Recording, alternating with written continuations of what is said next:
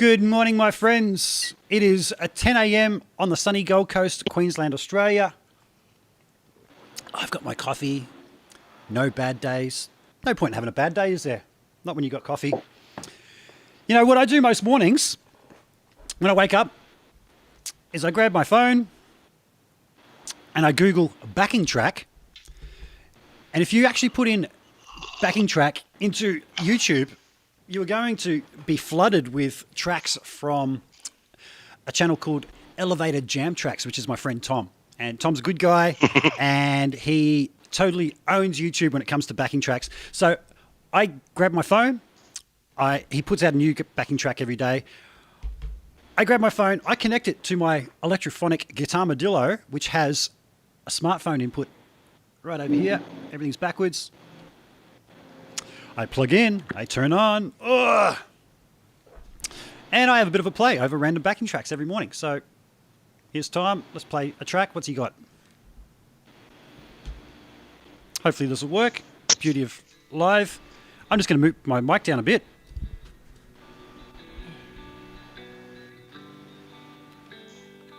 What key are we in? D, he says. Okay, let's start with a D.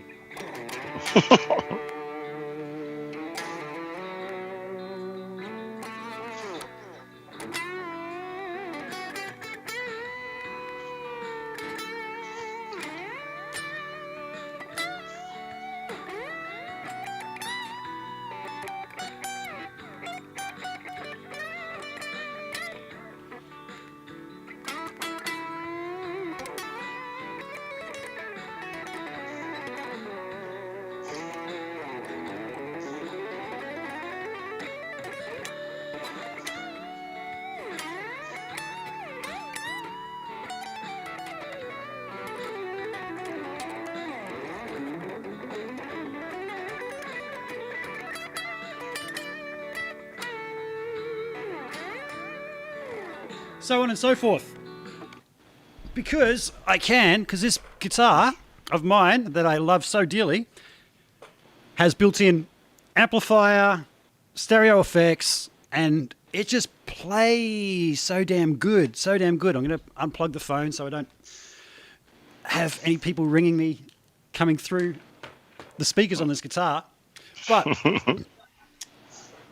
I love that guitar like you would not believe. Electrophonic Guitarmadillo, based on a Model One, but with a scratch-proof coating on it. Take it anywhere. It'd be really nice to talk to the guys behind Electrophonic. And ding dong, who's at my door? But I actually have Jan and Joe from Electrophonic. Hey guys, how you doing? What's up, Rick? Hello, Rick. Good morning over there. Good morning, good evening to you guys. I could hear you guys sipping coffee in the background there. So I was jealous as I was trying to play. First thing in the morning, forgive me if I'm a bit rusty and I don't know the neck. I'm still waking up. I am but human. Guys, thank you for joining me. Let me just get comfortable. Awesome.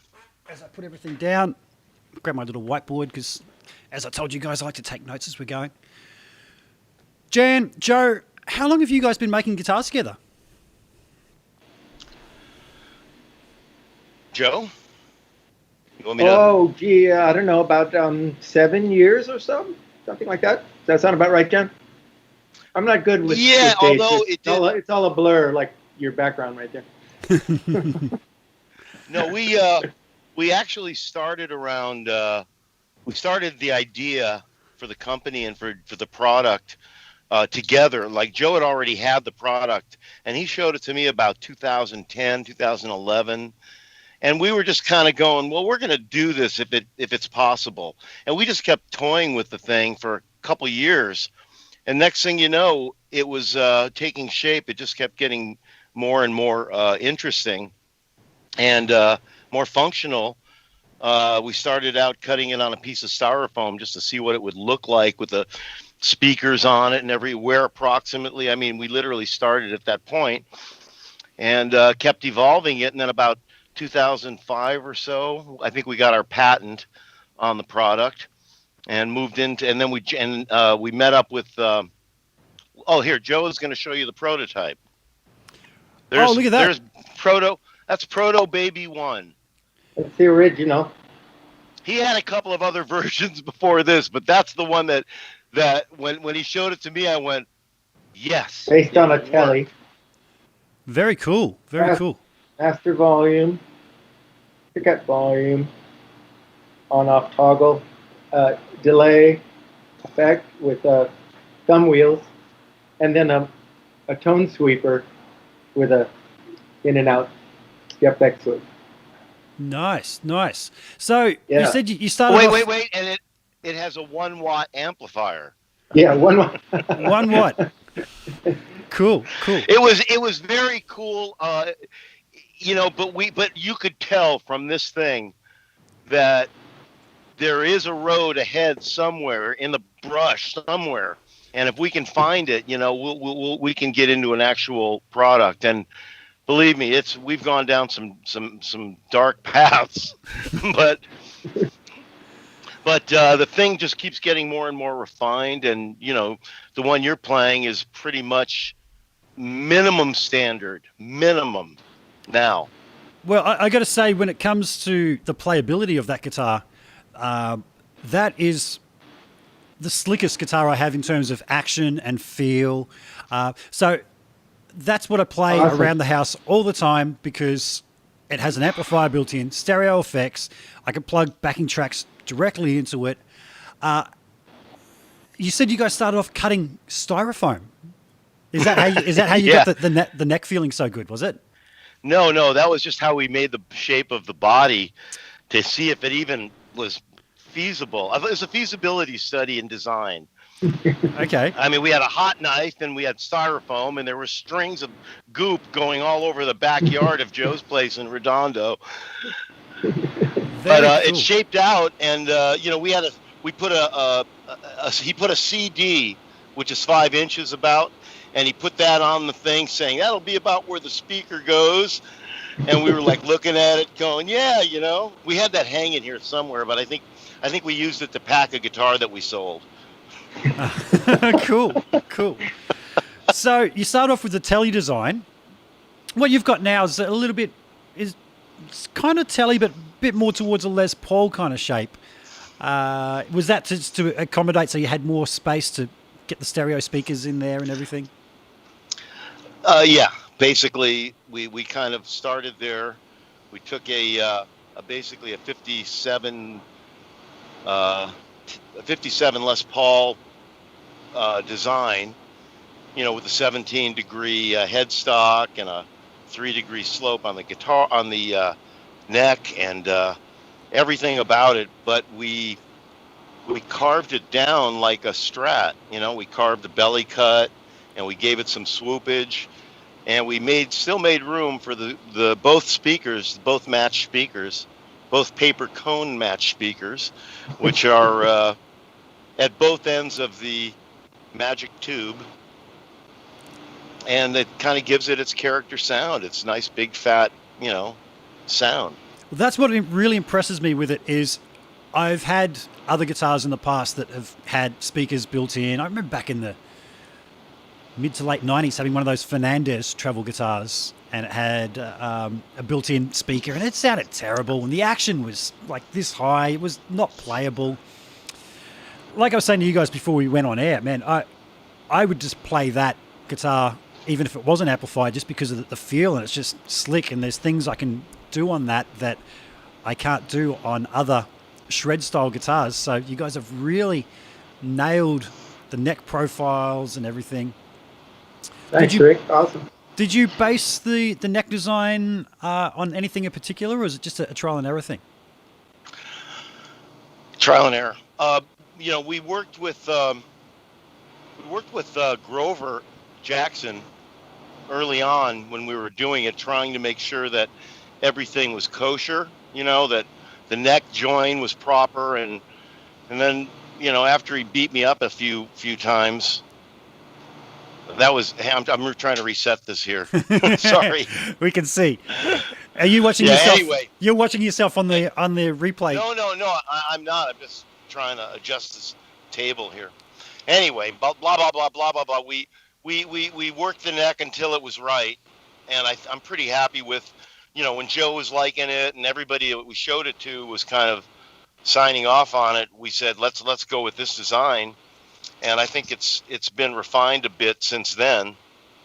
Now you've got a pretty much of a refined neck, but we've just now introduced a new neck that, well, we haven't quite introduced it yet, but it's going to be out here very quickly, and it's an even just a little bit different than that one, little bit.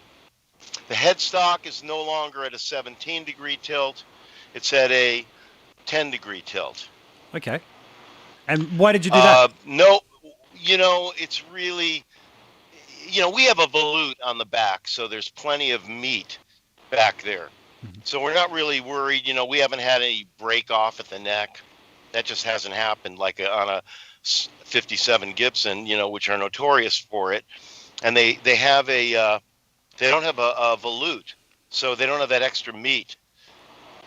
But we switched over to a 10-degree, and we've gone with a little bit of a thinner profile, just a tiny bit.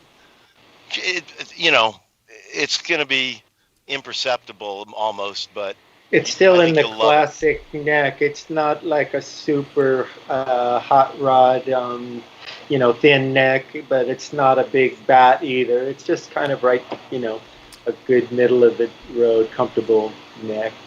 Cool. I have a Cool. pretty big hand. It's very comfortable for me, Yeah. and you're pretty happy with it. I don't know Oh, how big your absolutely. hands are, but I'm 6'3", and I have quite a big hand, Oh, yeah. with tiny feet. Funnily enough, it's the Are you strangest thing. 6'3"? I'm 6'3", man. I'm 6'3", and I have a size 8 shoe. Most people my height have like size 13 or something. It's the strangest thing. I have these huge hands and these tiny little feet. Why I don't fall over, I don't know. But I'm just going to show the folks what you're talking about on the back of the headstock there.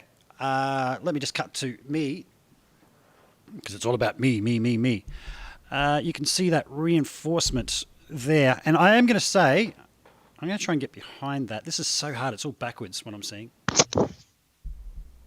You can see there's a bit of reinforcement there.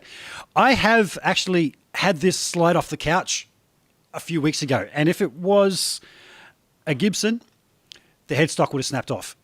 It took Well, we quite can't a help heavy, you there. Yeah, it did take quite a heavy fall, and no, nothing of it. Now somebody's just commented they're 6'2" and they got size 12 to 13. That's exactly what I'm saying. I've got these tiny little size 8 feet in winter socks right now too. Got my woolen socks on. Rick, talking about the shape Yeah. and how we started with the Les Paul, and then we were looking on the screen at the shape, and Jen started to, in the 3D modeling, to play with the lines, the curves, and the whole silhouette of it, and stretching things here and pinching things here, and all of a sudden, this particular shape sort of materialized, that became the shape, and we kind of looked at it for a long time and going, well, it's a unique shape. There's nothing that shape, and your mind has to kind of get used to it, because you're so used to a Les Paul or a Strat and everything based on that. So, but the more that time that goes on, it's being real accepted. And when we were at NAMM, a lot of people coming up just saying, "Oh, that's the coolest shape. That's like a classic new shape." And they were saying what you said. We should make a regular guitar without all the electronics, because it's a shape that's worthy, and so we are doing that. Oh, that's great. That's really cool to hear, because I would totally play that through traditional amplifiers without all the. Which I guess is a good time to show it, actually. Nice. The strings are hanging off right now. Yep. And yeah. that's your You can own see there's design a bridge on a there lot as of well, isn't carbon. it? Yeah, we're calling this, the code name is NA right now, not non-amplified. Uh-huh. And it's got your Easy Rider bridge on there as well, hasn't it? Yeah, it has the Easy Rider trim. This one has a knife switch, like a Strat style switch. Still retains Up a little bit. the 3 knobs. Oh, sorry. Strat switch here, knife switch. So, Yeah, it plays, same playability, same neck profile. Joe, show the Yeah. headstock again. Let me see the headstock again. That one's. Look at that, Rick. Wow. Yeah, this one, D- we made a neck with a laminated three-piece, Nice, you know. nice. For strength. And this has, I don't know if you can see it real well, but a laser engraved graphic that's actually 3D. Very cool. Yeah. Very cool. So, just in terms of pickups and things like that, folks can choose their own pickups, or do you guys have your own line? What's the go with those? Well, we have pickups that are made for us to our specifications that, we think are real good working with our electronics.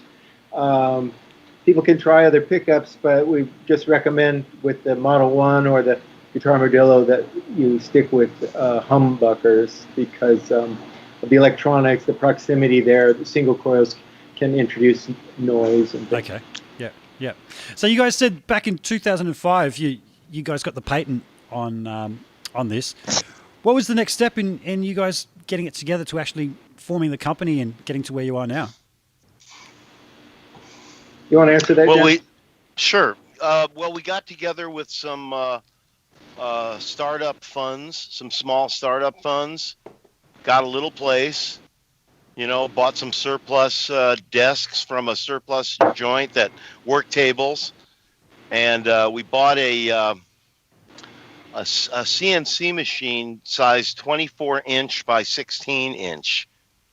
No, I mean, it was literally this big, and we built a kind of plexiglass fish tank for it, so that we could kind of keep the dust in, Mm-hmm. and learned how to make guitars on it. And it only had one bit at a time. You had to manually change the bit for each operation that required a different bit. Yep. But it was 24 by 16, and it wasn't quite long enough to get the necks going right with the angle of the headstock that we were using. There just wasn't enough room in the gantry on this thing, and so we finally were forced to take the bite, and we bought a really nice CNC machine. We went through a lot of possibilities, and we ended up with a CNC factory machine. That's the name of the company.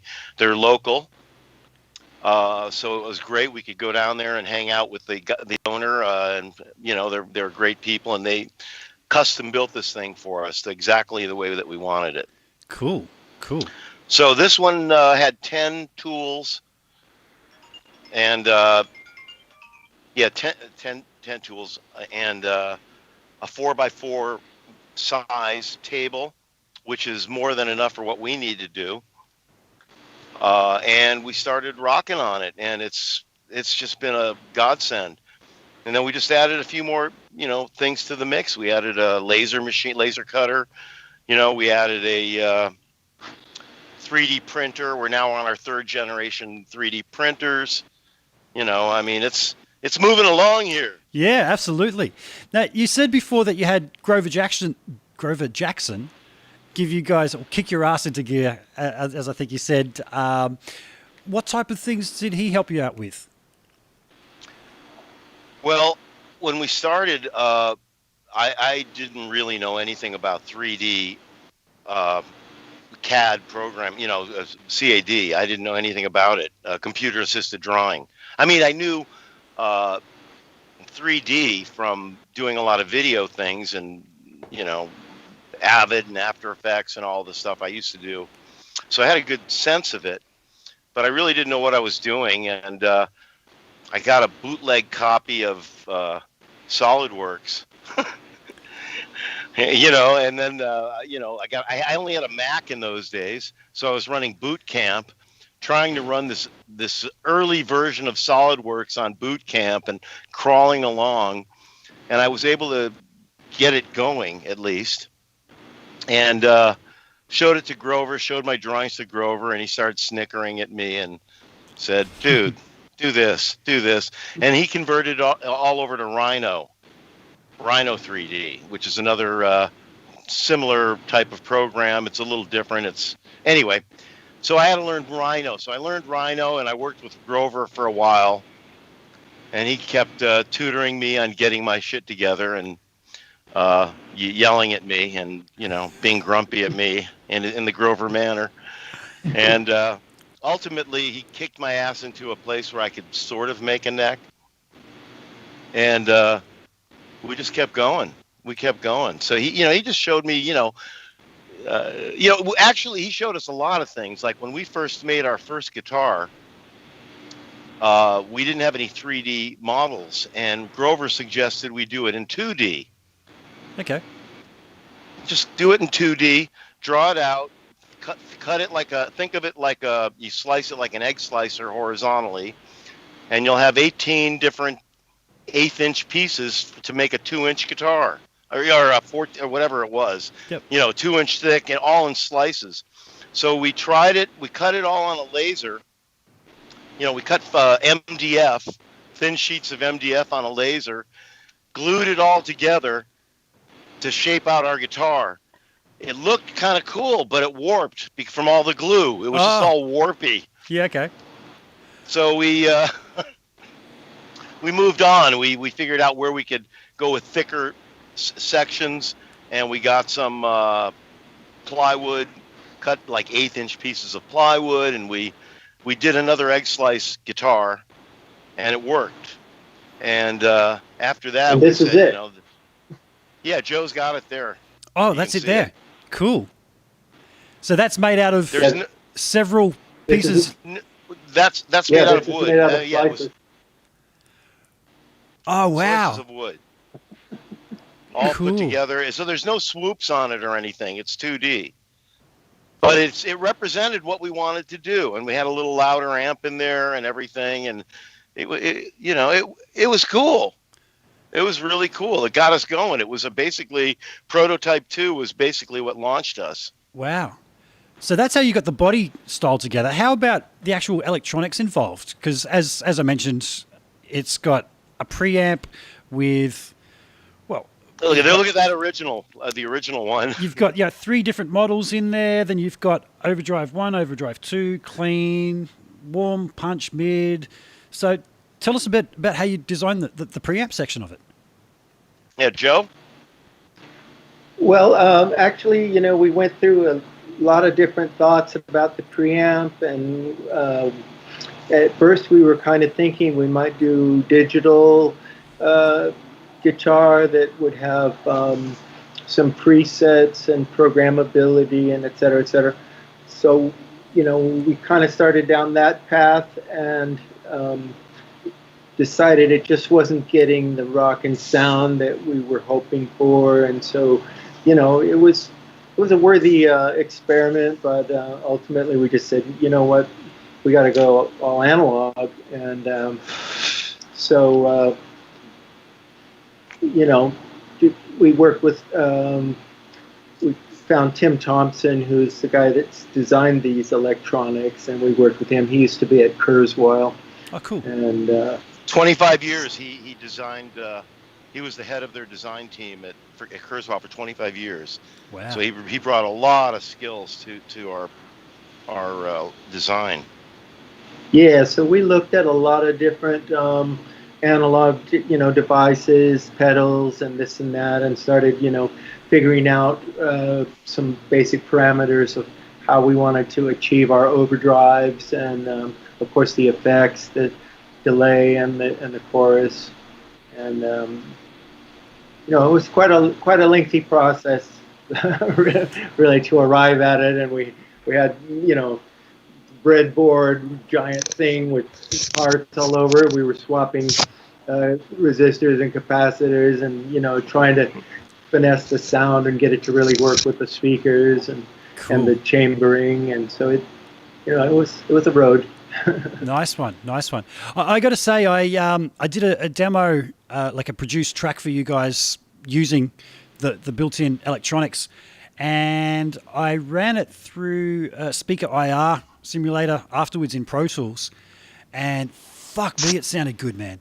Like it just, yeah. So I mean, there's the fact that you can play it quite loudly too. It'll fill the room with sound. A lot of these self-amplified guitars that I've come across aren't very loud, but this, I use it for teaching, and I will quite often just for shits and giggles every now and then just turn it up to show students how loud it can get, because I have it at a bare minimum. And when they're not used to loud noises, you see them sort of, the eyes sort of go, whoa, that's loud. You know, so how did you guys find a power amp make it so loud out of two tiny speakers? Well, lately, relatively lately, this Class D style of amplification, you've probably seen, like now they have bass amps that are, half a rack space with 1,000 watts, and that's all done with Class D type of amplification. So there's a lot of them out there, and we just started getting some off-the-shelf amps and testing them. And then when it came time, we kind of narrowed it down to how many watts we wanted and what chip we were going to use, etc. And so, then Tim built our amp based on, everything that we learned from experimenting. Cool. You also have the stereo effects in there. So it's got a... Oh, I should mention something, Rick. What's that? The other thing is, in order to really get the punchy sound, the reason we have 4 lithium cells in there is because no matter what amp you're using, you've got to be able to deliver current. When you hit a power chord, that's really demanding. Uh-huh. And so, our thing is like 16.5 volts or something. And the main thing is it can really deliver current, so you get that punch, and that's what makes it feel really nice and solid. When you're chunking on it, it doesn't feel like it's compressing or you're losing power. Cool. So, that's one of the key things to our, the magic of the sound. So in terms of battery life, how long will a single charge last on these? They last a long time. I mean, our experience, like when we did the first NAMM show, I played for 8 hours, basically for 2 days before needing to swap the batteries out. So, I wasn't always at full tilt, and I wasn't playing, punk rock power chords the whole time. But I would say it was average styles of playing and stuff. Yeah, you'll get it at least 8 to 10 hours before you have to charge them. Cool. Now, Steve Vai has a new model guitar out, the Pia, and one of the things that he was saying was that how he came up with this concept of having the back cover be magnetic. I'm going to call him on that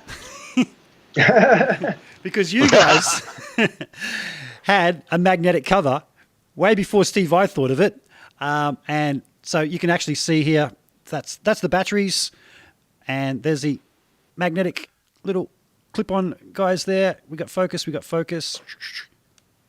Boom, just goes on straight like that. So, Rick, yep. Let me tell you about that. Those when we were looking at those batteries, we went online looking for a battery box to put those things in, and it did not matter where you went. Every box, you put the batteries in right next to each other, like sardines.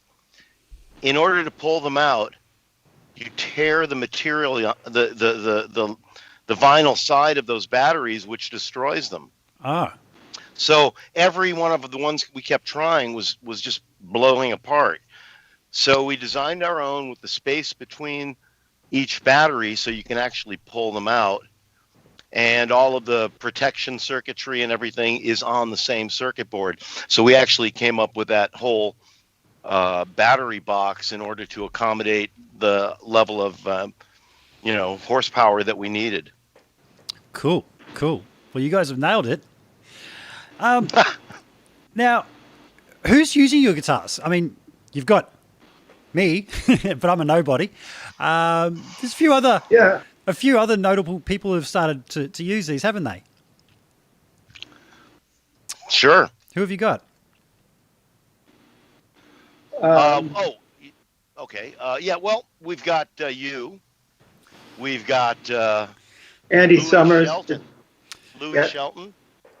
Your buddy Louie, our My buddy Louie. Yep. All of our buddies, Louie Shelton.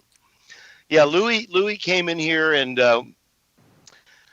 being like probably the most respected guitar player that I know. He came in here to the place here in Inglewood when he was visiting, and he picked up our guitars and said, "Yeah, okay, I get it, and that was enough juice for us to get moving. And so he you saw the one that he had, and boom. Well, that was my. So you go, mate. Yeah, I was going to say. Yeah, well, you go ahead. You go. I was going to say that my exposure to your guitars was through Louis, and he asked me to help him with doing a video for you guys, which is on my channel. If anybody is looking to hear the great session guitarist Louis Shelton playing the Model One. Mine's the Guitarmadillo, which is got the scratch-proof Impervacoat paint on it, whereas Louis is a nice shiny red Model One. I can remember when he buzzed me to say, "Yep, I'm downstairs," and I went downstairs, and he's walking towards me playing this guitar. It was so loud, and he's playing all these cool licks. There's just this big grin on his face going, how cool is this thing, man? And I'm just like, what is that? So, we plugged him in. He had a bit of a track prepared, and we just sat down and shot him playing along to it. And that's where I contacted you guys and just went, whoa, hey, I'm helping Louis out with this thing. This thing is great. So you mentioned Andy Summers has got one as well? Yes. Yeah, Andy's got a beautiful pine top. We had some reclaimed pine. It was a table that we looked at. Joe found it, and we just said, that's a guitar, and we blew it out, just made it into a guitar. And Andy Summers is there's some pictures of him online right now, I think, with it. Cool. It's pretty cool. Yeah, Andy's one of our guys. Sammy Hagar, I believe Sammy Hagar's got one. Yep. Yes, Sam. He's got a couple, or I think his guitar player has one. His is a Red Rocker style. I think it's got some cool cherry knobs on it. It's pretty cool. Yeah, red acrylic pickups. Pretty cool. So you guys do have a custom shop, yeah? So you mentioned the different knobs and things. I know when I came to order mine, I got to specify the color of the paint, the style of knobs. You guys suggested the Marshall style knobs. I got to choose the color of the hardware on there. We call that one the Marshall Dillo. The Marshall Dillo. It's beautiful. I chose the color of the cloth over the speakers, the pick guard, what type of custom options can people have? I missed anything there?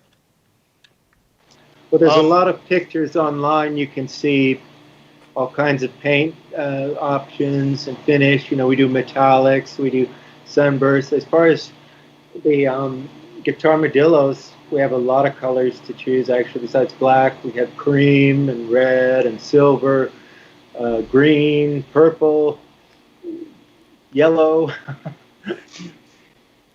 So we've tried a lot of things. Sure, yeah.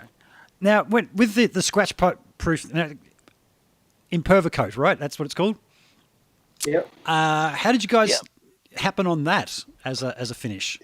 Can I gotta say it. Joe said, we were talking about it like an amp kind of a covering, and Joe's he's spraying up everything, testing stuff out, and he's got this truck bed liner stuff, and he's going, look at this. And we started laughing, going, "You can't scratch this shit." We were throwing the guitar around, and and dropping it, and anyway, we said, this is a fucking Guitarmadillo. Cool. Awesome. Now, in terms of colors on the Model One, which is the shiny one, there's quite a few finishes that people can choose. Is it the kind of thing, like if they were to look at your website, epguitars.com? Our new website. epguitars.com? Yes. Yes. If people were to see a particular finish on your website, are you able to do custom ones on anything that they see, or is Well, it? yeah, we have 4 basic colors available, and then there are custom shop options that, upgrades basically. So you can start at a basic level and then upgrade it with different custom options, custom paint. We if somebody's going to buy a top end version of our guitar, they're going to get a Pat Wilkins paint job, Nice. or Brian Moore. I mean, just high end, top paint. So the finishes on there, you've seen the finishes. They're off the hook. Absolutely. We've done some matte paint jobs lately too. We've done a matte black and stuff, and those are really cool. Also, it's for people that like that. You know what I mean? No gloss. It's just Yeah.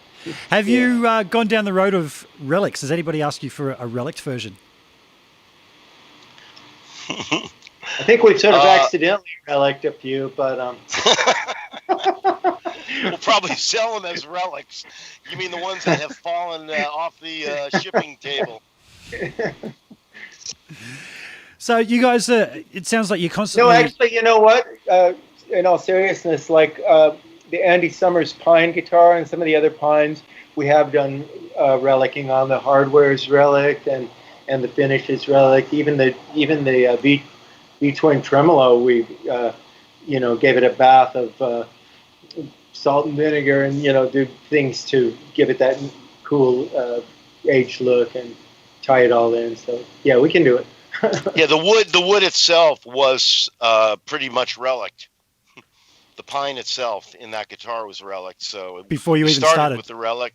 Nice. Yeah, when our guys, they one of the things they do is to take a butane torch to it to bring out the grain, and then we use like old school shellac on it and stuff to really get So when you touch the surface of that guitar, it's not just like smooth glass. You can feel the grain and the wood in it. So it's really a kind of a cool vibe.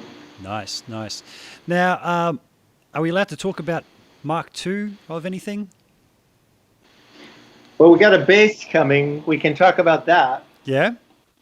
Yeah, the bass is underway, and yeah, some of the other things are still under wraps. Yep. But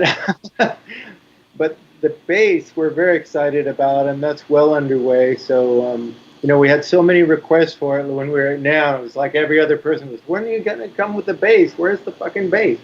And so and we had already been thinking about it, but that was sort of the impetus. Like, okay, we got to get on this.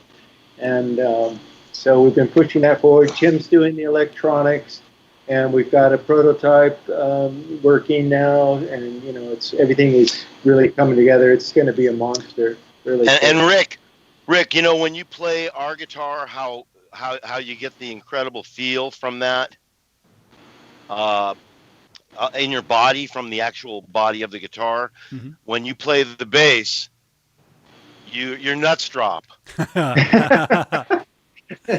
So did that present any challenges trying to get low end out of the guitar? Because that's one thing I will point out is that it's got small speakers, but this is on the guitar version here. Even though it has small speakers, there's a lot of bottom end coming out. So is there chambering or something going on beneath the body to help that out? Yes. Yeah. Absolutely. There's a lot of black magic going on in there. A lot of voodoo stuff.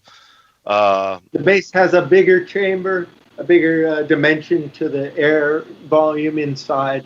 So that's a lot of it right there. And plus, there are different speakers, and the electronics, of course, are tailored to enhancing and bringing out the right frequencies and stuff. So when you play it, like when I was playing the prototype, it just feels great. You don't feel like, oh, I wish this had more bottom. It's it's got a lot of punch. It's like you're hugging your SVT. It's really nice. Nice. So this is a great thing for busking musicians, and so now that bass players could actually come along and jam with their guitar brethren. You can do jams. Yeah, absolutely. Yeah. So we just need the guitar version next, huh? And then Jan can jam along. Yeah, I'm ready. You ready? I think they exist already. I think there are a bunch of Casios and things that Yeah, with sure. speakers. Yeah, yeah. So speaking Yeah, yeah. of you playing keyboards, so Jan, I'm just going to delve into a bit of the background of both you guys. So I know you were a studio owner at one point, Jan, and production was your thing for a while, and that you are a keyboard Yeah. player. Yeah, you want to tell us a bit about your background? Yeah, I was I built a couple studios, and one of them happened to be right next door to Joe. Joe had a studio too. We were neighbors, and this was 30 odd years ago, and we've maintained, literally we were next door to each other. So I'd be doing a lot of keyboard oriented pop stuff and rock stuff like that, and Joe was doing a lot of rock and metal and stuff like that right next door, and he was set up for killer guitar tones and stuff, and we had all the keyboards and the computers, and it was really developing a nice little corner over there in Burbank, California. Nice. Then we remained friends all those years, and kept getting together to jam and things like that. And Joe would always show me his latest thing that he was, gizmo that he was putting together. And he ultimately one day he showed me the Proto One, and we immediately said, well, this is an electrophonic device. And that was the beginning of it. Literally on the spot, we came up with the name right there. Very cool. Very cool. Yeah, so anyway, that was it. I was doing that. I had the studio going, had the recording studio going up until, mid 90s. And then everything went Pro Tools. So I jumped out of my brick and mortar business, which was getting sketchy at the time. Sold the Neves, got out of it, bailed. Smart move. And the Studers, everything. The Pultecs. All the good microphones, man. It was just a fire sale, and luckily I was bored a lot during some of the sessions that I was getting railed into cutting.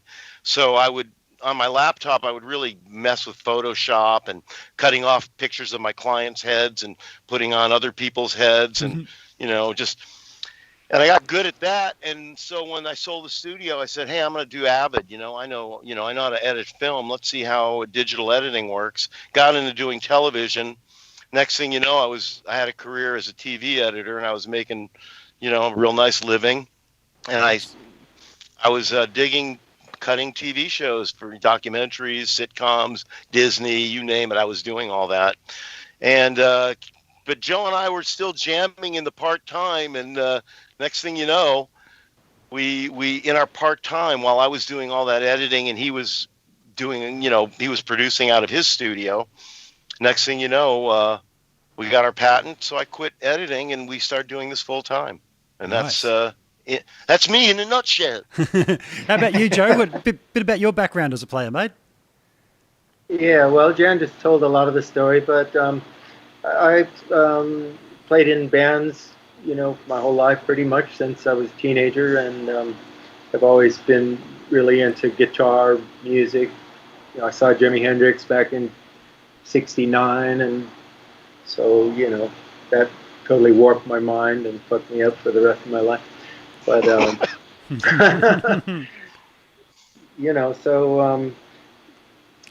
did that. For me, it was LSD. And then, in the early '80s, moved sort of into the studio thing, and met Jan, and I did that for a while, and that was great.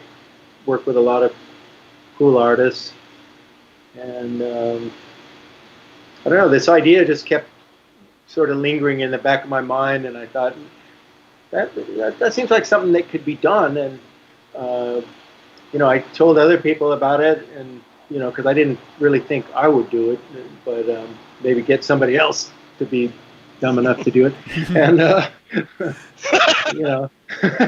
Hey, nobody. wait a minute. But yeah, so finally it was like, okay, I'm going to build the prototype. I'm going to try and do it, and started messing around with tubes and speakers and this and that. When I say tubes, I mean lengths of PVC to create a chamber, Yep. that type thing. And so, and it started. The more I did it, the more I was like, that weather's really is promising, and did that prototype, and then I was excited about it, and showed it to Jan, and he was like, "Okay, I get it. Yeah, let's do it." That's pretty much the story. Here we are. Nice one, nice one. So every great business partnership, the people involved complement each other. How do you guys feel that you complement each other in the whole electrophonic scheme of things? I would say we definitely complement each other. Jan has a great head for doing what he's doing, which his specialty is the 3D part and the machine codes and all this. He wraps his mind around it, and no problem is insurmountable. He just dives in, and he can just do it. And I'm totally not that way. I just shut down as soon as I look at any kind of software like that. It's like, it's terrifying. I'm more, I don't know, just on a whole different end of it. I'm focused on the actual sound and, how are we going to achieve that. And what do you think, Jan? Yeah, I think we are very complementary, in that way. Yeah. Jan, before you go, yeah. mate, you've turned on your other camera now, mate. We're looking at the wrong side of you. There we go. You're back. Yeah. Joe and I just always got along. I mean, I played keyboards, he played guitar. He always had this cool little Wurly over there, a little Wurly 200, or it's not the two. Is it a 200, Joe? It's the 140B. A 140B. It's a great little Wurlitzer, and it just piano. Yeah, it's the Ray Charles piano.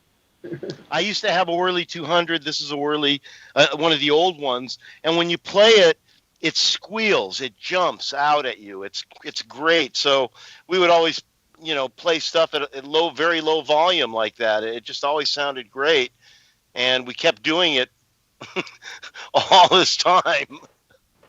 And well, you can go ahead. You can go ahead. I'm having yeah, having issues over there. There He is. There he is. Yeah, nice one. There he is. So, guys, you mentioned you've got the new website up and running, epguitars.com. Is that how people go about ordering a guitar from you guys? Is that all on there? Completely. Yep. Completely. Yeah. We always have sold only from our website. No middleman. Everything's been direct. Yep. No middleman. No, everything's no. In fact, it's funny because when we hooked up with Andy Summers, he actually saw our ad in Guitar Player magazine, and he called, and I happened to answer the phone, and it was his assistant, Dennis Smith. And Dennis and I worked together in my recording studio when I recorded Andy's first solo album after leaving the Police. Oh, cool. and I said, "Hey, Dennis, it's Jan." He goes, "What?" So we all hooked back up, and it was like a 25, 30-year reunion. We hadn't seen each other in a long time. And he's been living over here all the time, right by us. Really? Right here in Venice. Yeah, so anyway, it was random, and, that sort of stuff happens now. Nice one. So what type of pricing are we talking about for you guys' guitars? The Guitarmadillo starts, I think it's $895. And that's without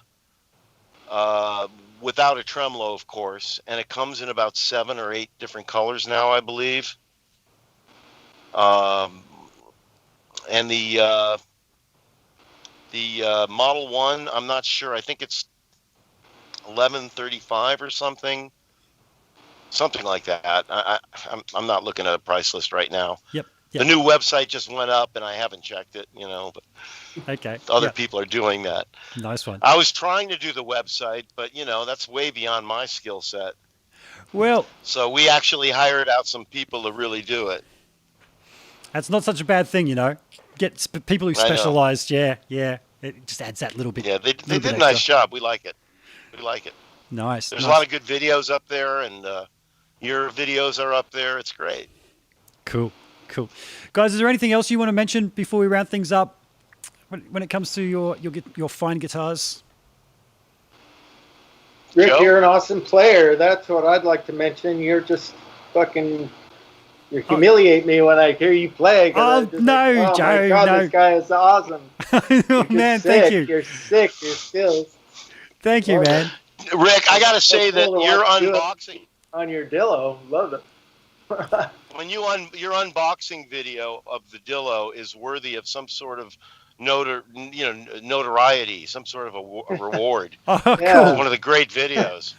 Well, I was genuinely excited. I had a student over, and I got the buzz at the front door, and I just said to her, "Hey, get your phone out and get ready to," because I've been waiting for this thing, and yeah, the excitement was real. It was very real. We're literally shipping them all over the world right now.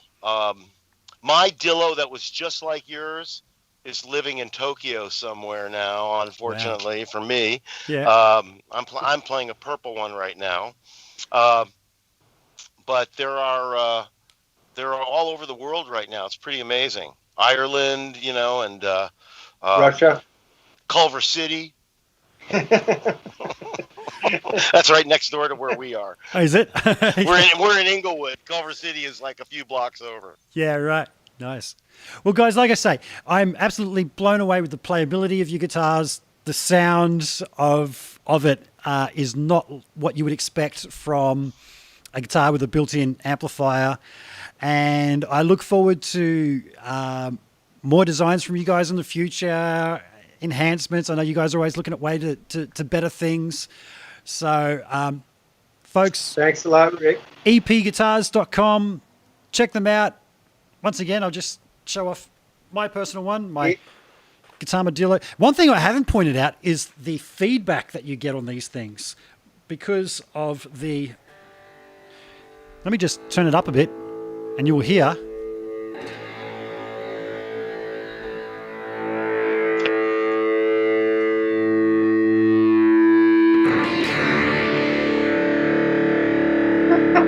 Yeah. Turn it up more.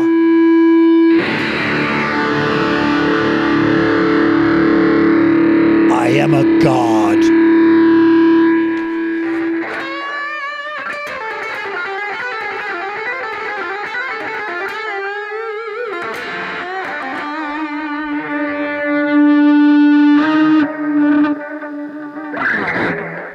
Yes, I love the interaction. We'll talk to you soon about those modifications on the trim and everything else. Awesome, awesome. That's one thing I want to point all out those about these guys is I had feedback on things that I thought could improve it even more, and they actually listen. They're not these guys, the kind of guys that look down their nose at you and sort of go, mate, this is how it is, So it's really nice to know guys at a company that will take on feedback and improve things. Anyone with the name Rick Hollis _ guitar nerd must be listened to and understood. The whole guitar nerd thing, I think that's Pete Thorne really owns the patent on that name. He had an album called that, and I had Pete on for a live chat not that long ago, and he was fantastic. I think isn't that your Instagram? It is. thing? Yeah. Had to come up with something different. Yeah. But guys, thank you so much for your time. As I said, Thanks a lot, love Rick. your guitars. Thanks, Rick. Folks, you know what Bye. happens. Please like, subscribe, all that kind of stuff. Oh, look at that. There's a little icon that just popped up right above my head. Boom. So I'm going to hit the button. You know what happens when I hit the button? It all ends like this. Bam.